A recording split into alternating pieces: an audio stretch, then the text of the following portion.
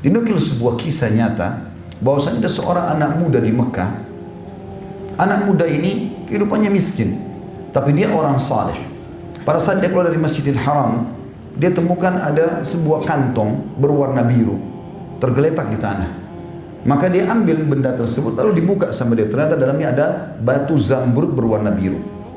Kemudian dia pun naik ke atas sebuah batu yang cukup tinggi, lalu berteriak dengan suara keras, "Wahai muslimin, saya telah menemukan kantong ini. Siapa pemiliknya? Ambillah."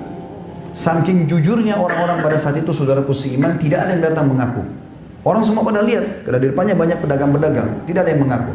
Dia ulangi 2 kali, dia ulangi 3 kali, sampai 10 kali diulangi, tidak ada yang mengaku kalau itu barang dia. Tahu anak mudanya kebetulan dikenal oleh masyarakat sekitar Masjidil Haram, lalu dia mengatakan, andai saja ada yang mengetahui pemilik ini, tolong tunjukkan rumah saya. Yang terjadi saudaraku seiman, setelah anak muda ini pulang ke rumahnya, tidak lama kemudian datang seorang bapak tua atau kakek tua, naik ke batu yang sama dengan hikmah ilahi. Kemudian dia mengatakan, "Wahai muslimin, saya kehilangan kantong berwarna biru. Siapa yang menemukannya, saya akan memberikan kepadanya 500 dirham." Maka ada satu pedagang datang kepada dia mengatakan, "Hai bapak tua, tadi sebelum anda naik ke batu ini, di batu yang sama ada seorang anak muda yang kami kenal saleh memiliki benda itu. Rumahnya di sana, pergilah ke sana." Ringkas cerita, orang tua ini pun pergi ke rumah tersebut, mengucapkan salam, lalu menanyakan tentang benda tersebut. Anak muda ini juga teliti menanyakan seperti apa bentuknya, warnanya. Setelah dipastikan memang sama, diberikanlah kepada si kakek tua tadi. Begitu diberikan, anak muda ini tidak pernah tahu kalau akan dibalas 500 dirham. Maka dia pun tiba-tiba dikasih kantong uang dirham tersebut. Kata dia, "Apa ini?" Kata si kakek tadi, "Ini adalah balasan yang sudah saya niatkan karena Allah. Saya ingin memberikan kepada orang yang menemukan permata ini karena permata ini sangat mahal bagi saya, punya nilai." Maka anak muda tersebut, "Demi Allah, saya tidak niat mengembalikannya untuk menerima balasan. Ambillah." Kakek ini mengatakan, "Ambillah." Terus saja mereka saling menolak sampai akhirnya kakek ini mengalah, dan akhirnya dia mengambil termasuk uang tersebut dan diambil batu tersebut, kemudian dia pergi. Anak muda ini menceritakan kisahnya. Dia bilang, setelah berjalan beberapa hari tentang kasus penemuan batu itu, saya makin sulit hidupnya, susah sekali. Saya merasa saya harus keluar dari Mekah untuk mencari rezeki di tempat lain.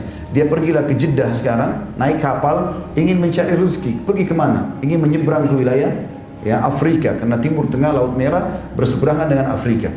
Di tengah lautan dia bilang, tiba-tiba kapal kami dihantam oleh ombak yang besar, hancur, semuanya tenggelam.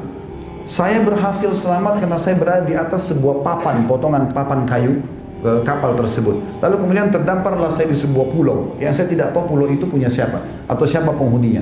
Dia bilang, ringkas cerita, saya masuk, kemudian saya temukan ada sebuah masjid, dan masjid itu saya lihat sudah lama tidak dirawat. Saya pun membersihkannya, kemudian mulai saya lihat waktu subuh masuk di pagi hari. Maka dia bilang, saya azan. Begitu saya azan, mulailah masyarakat sekitar datang, kemudian ikut sholat bersama-sama. Waktu selesai sholat, mereka menanyakan tentang keadaanku.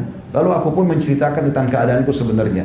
Lalu mereka mengatakan, "Wahai anak muda, sesungguhnya pemimpin wilayah kami di sini itu baru saja meninggal beberapa hari yang lalu. Dia adalah imam kami, dia yang mengurus, mengajarkan kami, dan kami tidak ada yang bisa menggantikan dia. Gak ada yang bisa jadi imam, makanya masjid ini tidak dipakai. Kalau kau bersedia, kami tadi lihat kau bisa jadi imam, suara bacaanmu bagus, suara bagus, bisa nggak jadi imam?" Dia mengatakan, "Baiklah." Maka dia bilang, anak muda ini cerita, "Saya pun tinggal beberapa bulan bersama mereka, mengajarkan mereka Al-Quran, mengajarkan mereka agama dan mengimami mereka. Gak lama kemudian masyarakat setempat datang lalu mengatakan, 'Wahai anak muda, kami ingin kau menikah dengan salah satu anak wanita terbaik di wilayah kami ini.' Awalnya dia menolak, tapi karena masyarakat mendesak terus, akhirnya dia meyakini, akhirnya dia menerima. Kemudian didatangkanlah anak perempuan tersebut menggunakan cadar, pas duduk depannya dibuka cadarnya dengan penuh kecantikan wanita tersebut, tapi anak muda ini justru tidak tertarik melihat wajahnya si wanita tadi. Kenapa? Karena ternyata di leher anak wanita ini ada kalung, dan di situ tergantung batu permata sama dengan yang dia temukan di Mekah sekitar beberapa bulan yang lalu. Maka anak muda ini terus melihat batu permata itu. Lalu orang-orang sekitarnya mengatakan, "Wahai anak muda, kau telah zalimi wanita ini. Kami datang untuk kau lihat wajahnya, bukan kau lihat perhiasannya." Maka dia mulai menceritakan, dia mengatakan, "Saya mohon maaf, saya punya kisah dengan batu ini, dan saya yakin itu. Berapa bulan lalu di Mekah ada seorang kakek tua begini diceritakan semua sampai selesai." Maka pada saat selesai, tiba-tiba satu masjid bertakbir semuanya.